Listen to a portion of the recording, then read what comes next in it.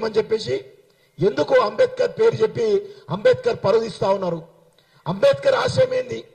అంబేద్కర్ ఆశయం ఈరోజు చాలా స్పష్టంగా ఈ దేశంలో ఉన్నటువంటి ప్రతి పౌరుడికి కూడా, అంటే రిజర్వేషన్ లో కూడా ఒక మాట చెప్పిండు, అట్టడుగున ఉన్నటువంటి వర్గాలకు రిజర్వేషన్ వచ్చినప్పుడే రిజర్వేషన్ న్యాయం జరుగుతుంది, భారతదేశం డెవలప్ అవుతుందని చెప్పేసి ఎప్పుడో ఆనాడే చెప్పిండు కదా.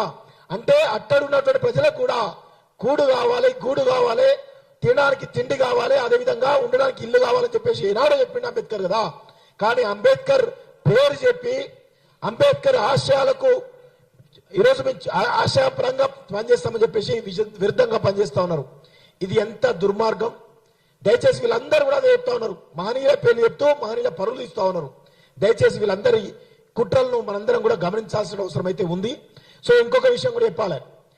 మొన్ననే హైకోర్టు ఆర్డర్ రావడం జరిగింది.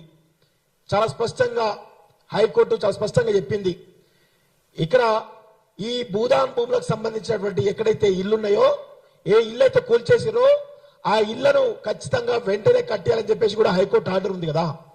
గతంలో కూల్చివేసినప్పుడు ఏమన్నారు? కలెక్టర్ చెప్పిండు, హైకోర్టు ఆర్డర్ ప్రకారం మేము కూల్చివేసి చెప్పేసి అన్నాడు కదా. కూల్చివేసి చెప్పినటువంటి కలెక్టర్ ఇప్పుడు ఇదే హైకోర్టు ఆర్డర్ ఉంది కదా, ఈ హైకోర్టు ఆర్డర్ ప్రకారం మరి ఆ ఇళ్ళ నిర్మించేయాలి కదా, హైకోర్టు ఆర్డర్ ప్రకారం అని చెప్పేసి అన్నాడు కదా. ఇంకొక విషయం, 31 ఎకరాలను కబ్జా చేసినటువంటి కబ్జాకోర పరిస్థితి మాత్రం ఇంతవరకు వీళ్ళు ఏం చెప్పట్లేదు, ఏం చేయట్లేదు. చాలా చాలా దుర్మార్గంగా ఈ ప్రభుత్వం వ్యవహరిస్తా ఉంది. ఇక్కడేమో గద్దర్ అవార్డుల పేరిట, ఇంతకుముందు అంబేద్కర్ గురించి చెప్పిన, ఇప్పుడు గద్దర్ అవార్డుల పేరిట పేరేమో గద్దర్ది, చేసేటి ఏమో మొత్తం ఐటమ్ సాంగ్లతో చేస్తా ఉన్నారు. అట్లా గద్దర్ పేరును అవమానిస్తా ఉన్నారు, అంబేద్కర్ పేరును అవమానిస్తా ఉన్నారు. ఎవరు రేవంత్ రెడ్డి నోట ఏ మహనీయుడు పేరు వచ్చినా ఆ మహనీయుడి ఆశయాలకు విరుద్ధంగా ఈ ప్రభుత్వం పనిచేస్తున్నట్టుగా చాలా స్పష్టంగా అర్థమవుతుంది. ఇంకా ఇందులో ఇవాళ పొద్దున ఒక న్యూస్ లో చదివిన, వట్టినాగలపల్లిలో 20 ఎకరాల భూమిని కబ్జా చేయడానికి పొంగులేటి శ్రీనివాసరెడ్డి ప్రయత్నం చేస్తా ఉన్నాడు. గతంలో 2-3 నెలల క్రితం ఇదే వట్టినాగలపల్లి భూమిని కబ్జా చేయడానికి అర్ధరాత్రి డోసలను పట్టుకొని పొంగులేటి కుమారుడు పొంగులేటి హర్షారెడ్డి ఎవరైతే ఉన్నారో ఆయనకు సంబంధించినటువంటి అనుచరులందరూ కూడా వెళ్లి ఆ భూమిని కబ్జా చేయడానికి ప్రయత్నిస్తే ఈ ప్రభుత్వంలో ఆ హర్షారెడ్డి పైన కేసు పెట్టడం జరిగింది. కేసు పెట్టిన 24 గంటల్లోనే ఆ సంబంధిత పోలీస్ అధికారిని ట్రాన్స్ఫర్ చేయడం జరిగింది. తర్వాత పోలీస్ డిపార్ట్మెంట్ లో ఉన్నటువంటి ఆ స్టేషన్ పరిధిలో ఉన్నటువంటి మొత్తం వ్యక్తులు ఎవరైతున్నారో, డిపార్ట్మెంట్ లో ఉన్నటువంటి అధికారులు ఎవరైతున్నారో అందరినీ గుప్పిట్లో పెట్టుకొని ఇప్పుడు ఇదంతా జరుగుతుందని చెప్పేసి ఆ బాధితులు ఎవరుతున్నారో కోర్టుకు పోయి ఇంజక్షన్ ఆర్డర్ తెచ్చుకొని ఆ చుట్టూ ప్రహారీ కూడా 20 ఎకరాల ప్రహారీ కూడా కట్టుకుంటే అర్ధరాత్రి కూడా మధ్యాహ్నమే పట్టపగలే పొంగులేకి సంబంధించినటువంటి అంశాలు వెళ్ళి మాస్కులు వేసుకొని మొత్తం గోడ మొత్తం కూర్చోవడం జరిగింది. దానికి సంబంధించిన విజువల్స్ మీకు చూపిస్తా. సో ఇంత దుర్మార్గంగా రాష్ట్ర ప్రభుత్వం వ్యవహరిస్తా ఉంది. ఏ విధంగా కూల్చారో ఒకసారి చూడండి, మీకు విజువల్స్ అన్ని చూడండి ఒకసారి క్లియర్ గా. ఇంత దారుణంగా కూల్చారు సార్ గోడను, 20 ఎకరాల గోడను. వాళ్ళు 40 సంవత్సరాల క్రితం అక్కడ 20 ఎకరాలు కట్టుకున్నారు. ఈ విధంగా కూల్చేస్తున్నారు, గోడను కూడా కూల్చేసి కబ్జా ప్రయత్నం చేస్తున్నారు. ఎందుకు అని చెప్పేసి ఆరాధిస్తే వీళ్ళు కొన్న భూమిలో కొంత తక్కువ భూమి వస్తుందట. వీళ్ళు ఆల్రెడీ 40 సంవత్సరాలు చాలా గోడ పెట్టుకున్నారు, తక్కువ భూమి వస్తుంది కదా, ఇంత రావద్దు ఇంకెక్కువ రావాలని చెప్పేసి ఈ 20 ఎకరాల భూమిని సగం భూమిని కబ్జా చేయడానికి పొంగులేటి శ్రీనివాసరెడ్డి ప్రయత్నం చేస్తా ఉన్నాడు. అంటే అటు వెలుగుమట్లలో ఉన్నటువంటి పేదల భూములను కబ్జా చేయడానికి అధికారాన్ని వాడుకొని, రెవెన్యూ శాఖ మంత్రి అనేటువంటి ఒక డిపార్ట్మెంట్ వాడుకొని ఈరోజు ప్రజలకు న్యాయం చేయాల్సింది పోయి రెవెన్యూ పరంగా ఉన్నటువంటి ఏవైతే భూములు ఉంటాయో వాటిపైన 100 ఎకరాల భూములను కబ్జా చేయడానికి పొంగులేటి శ్రీనివాసరెడ్డి ప్రయత్నం చేస్తా ఉన్నాడు. ఇంత దుర్మార్గం జరుగుతా ఉంది తెలంగాణలో. అధికారాన్ని అడ్డు పెట్టుకొని పేద ప్రజలు అట్లా ఇస్తున్నారు, అధికారాన్ని అడ్డు పెట్టుకొని సామాన్య ప్రజలు ఇట్లా చేస్తున్నారు.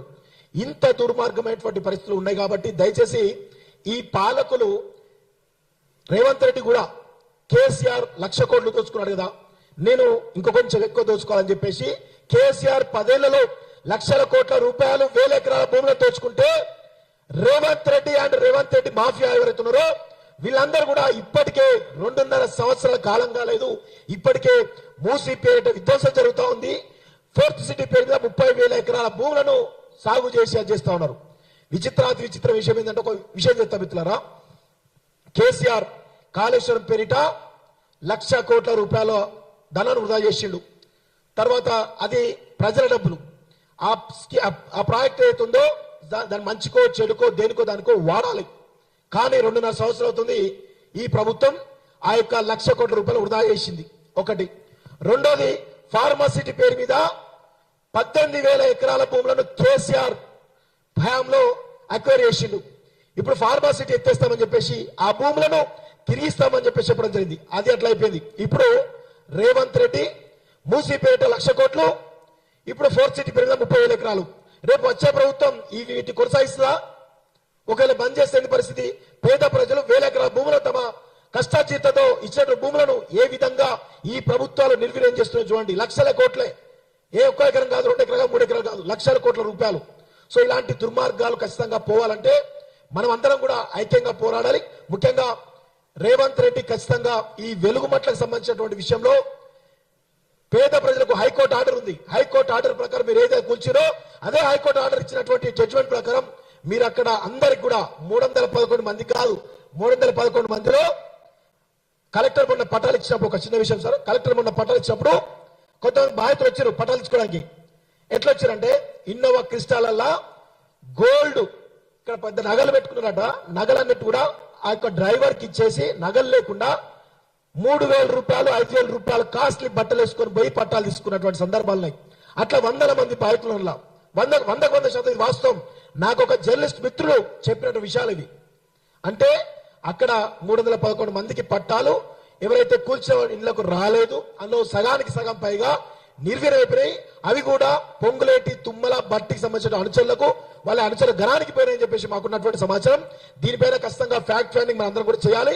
ఎవరు నిజమైన బాధితులు, ఎవరు అర్హులు, ఎవరు అనర్హులో తేల్చి మిగతా 900 మంది బాధితులతో వాళ్ళందరికీ కూడా అక్కడే 100 గజాల ప్లేసుల్లో నిల్లు నిర్మించి వాళ్ళకి జరిగినటువంటి నష్టపరిహారాన్ని చెల్లించి వారి కోల్పోయినటువంటి ఉపాధిని కూడా కల్పించాలని చెప్పేసి కూడా ఈ సందర్భంగా మేము డిమాండ్ చేస్తూ నాకు ఈ అవకాశం ఇచ్చిన మీ అందరూ కూడా ధన్యవాదాలు. Thank you very much.